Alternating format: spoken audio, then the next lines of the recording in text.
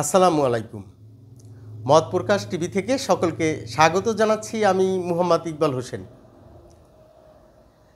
বৈষম্য বিরোধী ছাত্র আন্দোলন এবং জাতীয় নাগরিক কমিটি তারা যে এই ৭১-এর মুক্তিযুদ্ধকে এড়িয়ে যেতে চায়, সেটি এতদিন কিন্তু মানুষের ভিতরে আলোচনা চলছিল, কিন্তু সেটি কোনো উচ্চ পর্যায়ের নেতৃত্ব স্থানীয় পর্যায় থেকে সেটি কিন্তু বলা হয়নি।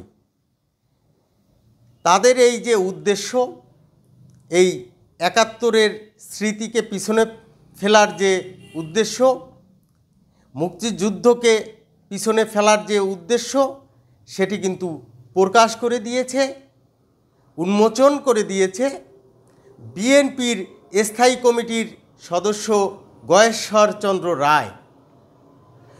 তিনি আজ ২ জানুয়ারি ঢাকার কেরানীগঞ্জ বিএনপি আয়োজিত কর্মী সভা এবং সদস্য ফরম বিতরণী অনুষ্ঠানে তার বক্তব্যে কিন্তু তিনি এই বিষয়টি তুলে ধরেন।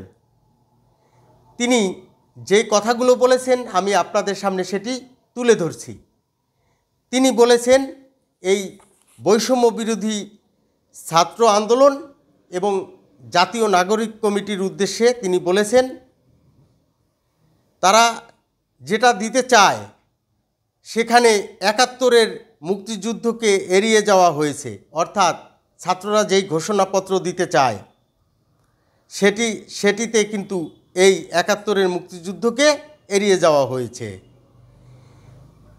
এই বৈষম্য বিরোধী ছাত্র আন্দোলনের এবং এই জাতীয় নাগরিক কমিটিকে উদ্দেশ্য করে কিন্তু তিনি বলেন, এদের ঘাড়ে চেপেছে ৭১-এ যারা মুক্তিযুদ্ধের বিরোধিতা করেছে তারা, অর্থাৎ ৭১-এর পরাজিত শক্তি এখন এই বৈষম্য বিরোধী ছাত্র আন্দোলন এবং জাতীয় নাগরিক কমিটির ঘাড়ে চেপে বসেছে। সেটি কিন্তু প্রকাশ করে দিয়েছেন এই গয়েশ্বরচন্দ্র রায়।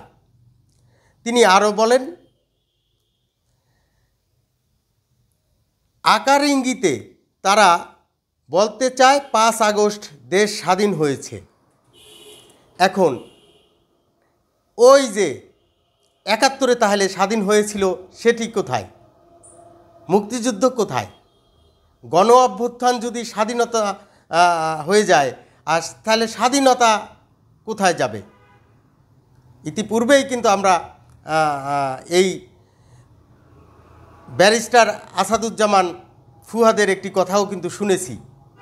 তিনি কিন্তু বলেছিলেন যে তিনি এই ১৬ই ডিসেম্বরকে বিজয় দিবস মানতে চান না।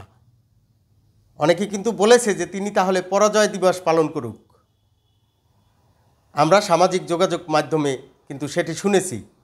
সেই কথাগুলো কিন্তু আস্তে আস্তে মানুষের ভিতরে চলে এসেছে। এখন মানুষ কিন্তু সেই কথার পাল্টা জবাব দেওয়া শুরু করেছে। আগে সাধারণ মানুষ বলতো, এখন নেতৃত্ব পর্যায় থেকে বলছে। তো আমরা যেই কথায় ছিলাম, যে গয়েশ্বরচন্দ্র রায়ের যে কথা, তিনি কিন্তু এই আক্ষেপ করে বলেন যে আকারে ইঙ্গিতে তারা বলতে চায় ৫ আগস্ট দেশ স্বাধীন হয়েছে, তাহলে ৭১ সালের মুক্তিযুদ্ধে গরু ছাগল রক্ত দিয়েছে নাকি মানুষ রক্ত দিয়েছে? তিনি কিন্তু গয়েশ্বরচন্দ্র রায় কিন্তু আক্ষেপ করে এই কথা বলেছেন।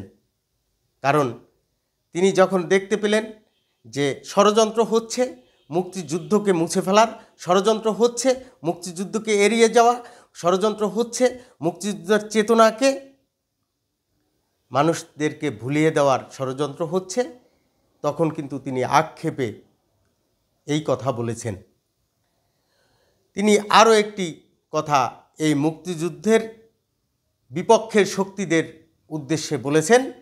সেটি হলো, তিনি বলেছেন, মুক্তিযুদ্ধের বিরোধিতাকারীদের সবক শুনতে রাজি নয় জাতি।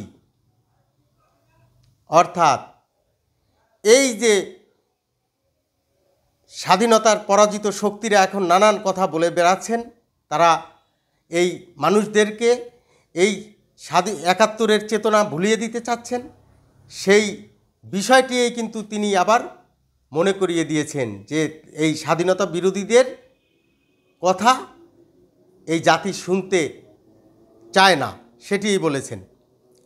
এখন আমরা এই নেতৃত্ব স্থান থেকে এই যে বিষয়টি প্রকাশ করে দেওয়া হয়েছে, আস্তে আস্তে এই জাতি সেই বিষয়টি বুঝতে পারবে। এই জাতি এই একাত্তরের চেতনাকে বুকে ধারণ করে একটি কল্যাণ রাষ্ট্র গঠন করবে, সেই দিকেই এই জাতি ধাবিত হবে। সেই প্রত্যাশা রেখে সকলের সুস্বাস্থ্য এবং দীর্ঘায়ু কামনা করে এখনের মতো শেষ করছি। আসসালামু আলাইকুম।